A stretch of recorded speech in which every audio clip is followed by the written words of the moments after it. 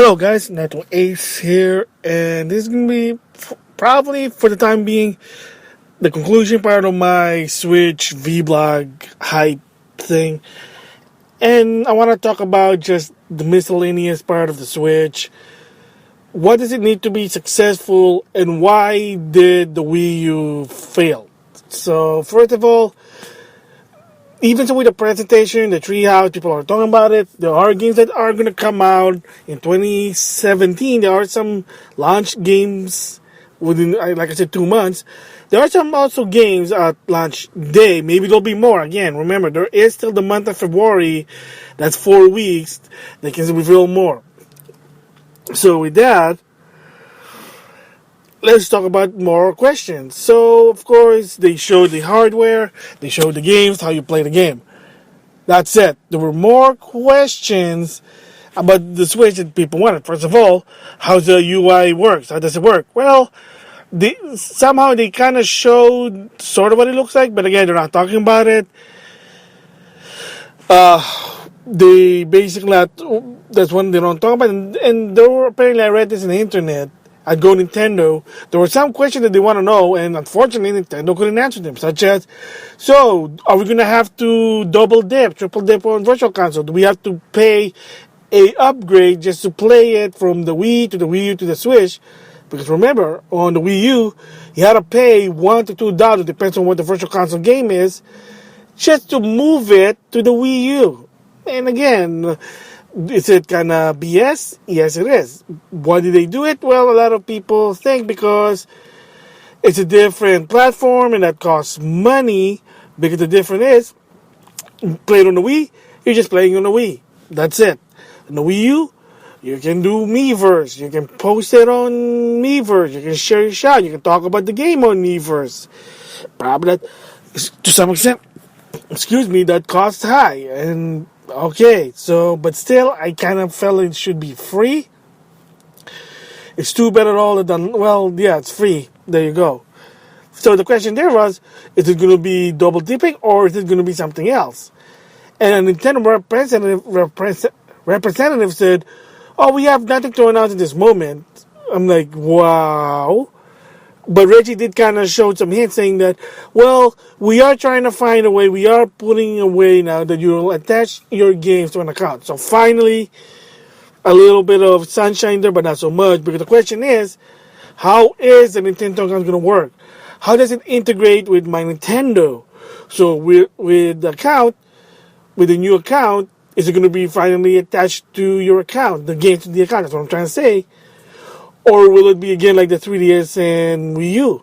And another question is, will there be an update for the 3DS and Wii U that, okay, finally now, my games are now finally attached to an account rather than on a system for both Wii U and 3DS? And unfortunately, it's the same deal. It's just, oh, we have nothing to announce at this moment. Wow, howdy doody donkey doody. And again, the reason why they kind of lack of technology in that area is that Nintendo doesn't have the knowledge of online account infrastructure. That's the reason why they had to hire DNA to basically help them with their online. And that's probably the reason why, again, Nintendo's online now is going to be paid, because Dina probably said, hey, look, we're going to need to make more money. You got to make money out of this. You can't make it free. You want a quality online? We need money. So, it is what it is. And then, of course, the most biggest one, I kept saying this before, they missed an opportunity with the 3DS and the Wii U. That is a system-based achievement. Microsoft's achievement and Sony PlayStation trophies. They asked Nintendo, hey, will there be a achievement system? And they said, well, we have nothing to announce. So hopefully the month of February they do mention it. But if they don't, and they just said, yeah, we don't embrace achievement, well, then you're not going to be able to get third gamers to buy third-party game on the Switch. That's one of the reasons why the Wii U was having a hard time getting third-party, because there was no achievement. And they said, what? No, Miiverse is your achievement. Like, what do you mean? What you do is, you can take a screenshot of what you did and just share them and just hashtag accomplishment and just share it. Okay, so basically, you create your own achievement. That's basically what they're saying, but that doesn't work. No, I mean maybe yeah, but no, that doesn't work. And it's convoluted. So you're gonna play a game, pause a game, and then you go to the Miiverse, and then go back to the game. That's the problem. I mean, am I sad that Miiverse not gonna be on the Switch? Not really, because I hardly use Miiverse. The only time I use Miiverse is either I have to complain to something about a game or I need my Nintendo points. That's it. I know. And then, of course, there's no Street Pass. Kind of makes sense. I mean, unless you really want to lug around that tablet console device, okay, more power to you. I don't. If I have a Switch, I probably won't because I consider it a console and I'm just going to play it at home. So there you go. That's some of the question that's concerning it, and their basically answer is, well, we have nothing to talk about at this moment. Like, yeah. So that's one. Second is that market it right. So one of the biggest problems with Nintendo is their marketing. It's always been their problem to some extent, and there's a reason why they hired Reggie for Nintendo of America and why he is now the president of Nintendo, which makes sense. I can agree. Because one of the biggest problem is their marketing. Even with Reggie there, the market is still a problem. But then you're saying, well, if market's a problem, why is it the NES and the Super Nintendo was very successful? In the 16-bit era, they were the king. Yes, nobody couldn't compete them. All the third party have to go with them. Granted, as Review Tech USA said, there was draconian rule, but again, it kind of paid off and they made profit. Third party company made profit. There you go. The Sega company couldn't compete, especially in the 16-bit era. Neo Geo, SNK Neo Geo, TurboGrafx 16, Hudson Soft TurboGrafx 16 before they got bought out by Konami. Jaguar Lynx, Atari Lynx, the Atari Jaguar. Yeah, basically the bottom line is, guess what? None of them couldn't compete with either Nintendo, Super Nintendo, because they were the king and the quality games were good. Until the 32-bit era, granted the N64 and 64-bit, the Sony PlayStation, the minute they stepped into the gaming industry, everything changed. And Nintendo is not what they used to be. Suddenly, they fell off the first place platform and landed to third place platform. Yes. If it wasn't for Nintendo with the Super Nintendo CD controversy and making Sony to be their own company, maybe it's going to be a different story. Again, who knows? I know it's a conspiracy, but the minute Sony stepped in with their PlayStation brand,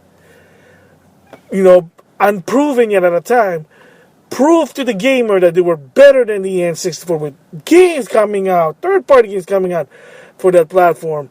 That's when Nintendo basically fell off. They got cocky, and like I said, I hate to say, Nintendo was known for being arrogant and cocky because they were undefeated with the 16-bit era and the 8-bit era. But the minute the 32-bit era started, there you go. Sony did it. They really don't know how to compete. They tried Iwata. He has a strategy. Didn't really do well with the GameCube. Again, they hired Reggie, and it's still some problem.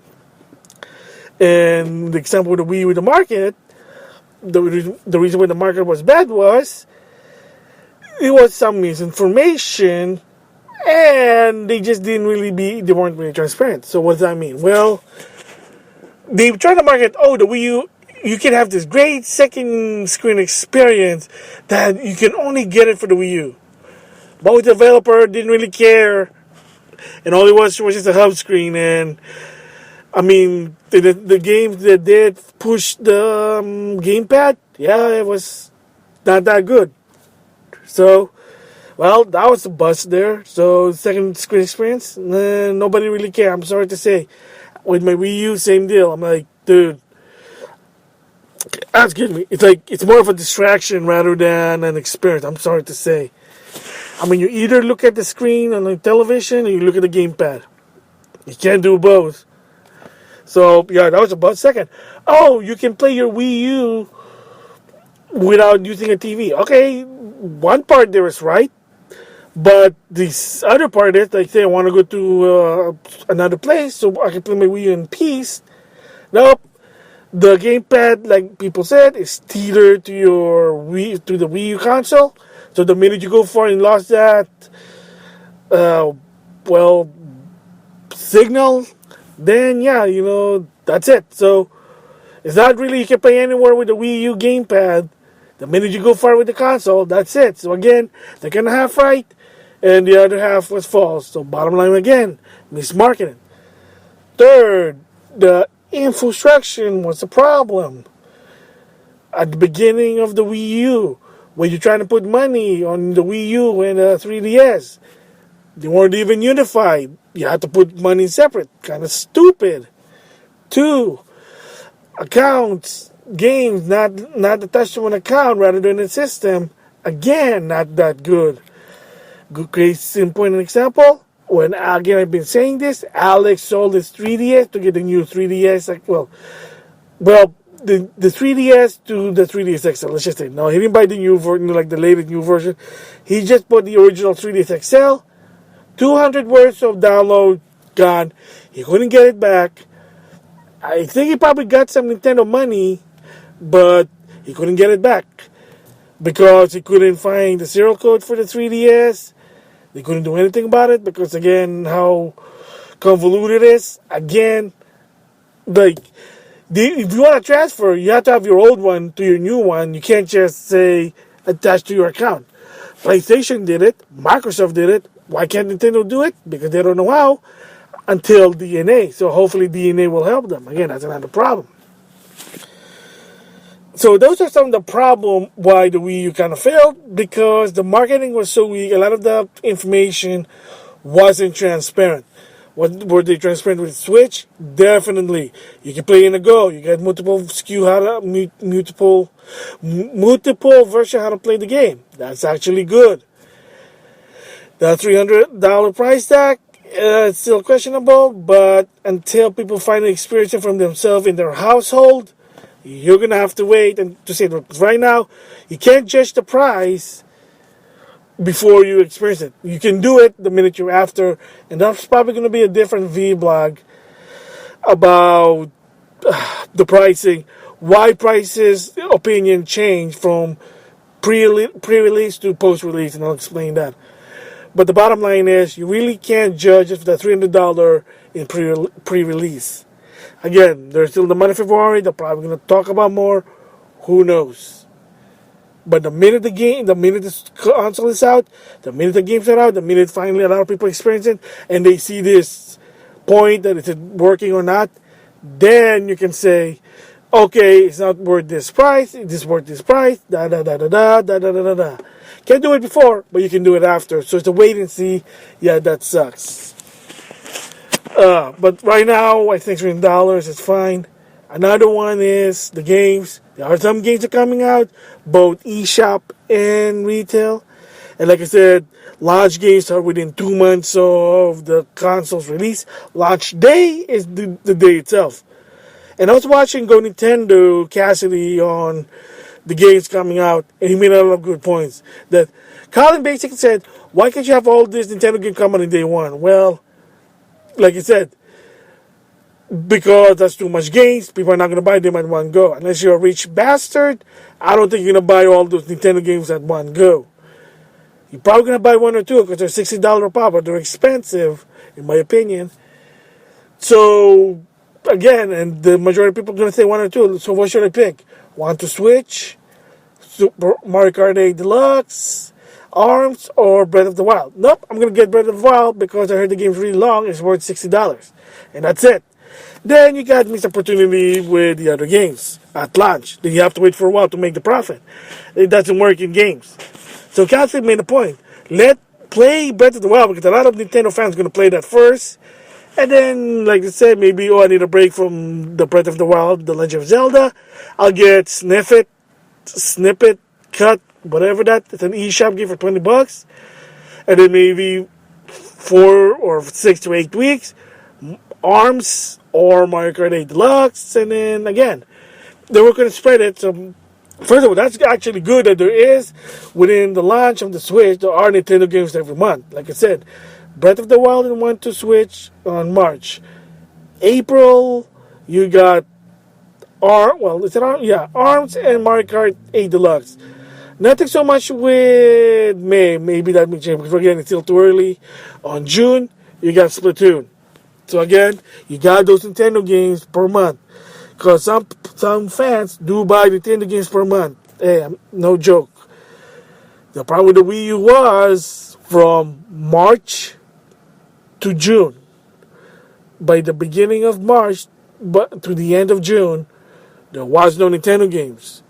And if you're so easy to buy a Wii U to play Nintendo games, and they don't have it there for that first 5 months, I think it's 5 months, I don't know, I can't count, I'm tired, then you got a problem. Sam the Geek made a video complaining about the Wii U, and that's post-launch.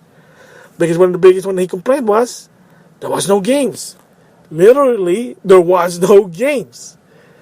And if that's your reason because of, I'm only buying it for Nintendo console to play Nintendo games, then you probably best not buy it at that time. But if you're buying it because there's third-party games with it, then maybe. But again, there wasn't even third-party games because they're seeing that, hey, there's no Nintendo game, why should we put our games there too? It's different with the Sony platform because, again, it's more variety and it proved itself. Granted, the PS3 sucked. Different story. So at least they have those games. So if it's going to be successful, it's not. It's too early to tell. All I can say, it's very too early to tell. No one knows yet. Wait until it starts March 3rd and so on. Then let's see what happened there. So the question is, are a lot of this, the last part here, are a lot of people going to basically bring it? They'll do the docking. They'll do the different configuration playing. Maybe, maybe not. But if most of the majority of gamers said, I just play it on the big screen and that's it. I don't really bring it around. I don't blah, blah, blah this. Want to Switch wasn't that good. And I don't really like the Joy-Con controller. I just use the Pro controller. Then, like I said, I did talk about this before. When push comes to shove, if they think that playing console game on the go wasn't really that good, because hey, glasses-free 3DS was cool at the time, but then people said, this is really not good, I don't care. If that happens with the Switch, I just want to play my Nintendo Switch game on the big screen, bring it anywhere, it's not really that, I don't really care, this $300 sucks, then what my hypothesis Nintendo might do is a Switch that's basically just a console, that's all. So it's basically just a box, no docking, no tablet. It comes with one Pro controller, not the Joy-Con, because you just want to play it. You want to play your game like OG style, or maybe the Joy-Con because you want to play one to Switch like that. Who knows? I'm just guessing. I'm just making a prediction. They might do a Switch that doesn't do docking. Again, I could be wrong. I could be just making this up. But hey, look at the 3DS. They created the 2DS because a lot of people, most of the people didn't really care about the 3D feature. They just want a cheap 3DS, so you got the 2DS.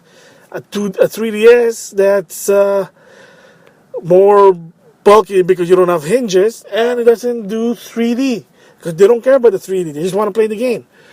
It might happen also with the Switch. There's a possibility. They might just say, hey, there you go. We're just going to have a system that's just an OG system. Who knows? Again, I'm just guessing. So, this is the conclusion part. Hopefully, the market's going to get better in the long run. It's good to have games. Keep pumping up. And as for the other question, hopefully they get answered before March 3rd. So, it's a wait and see. So, with that, thanks for listening.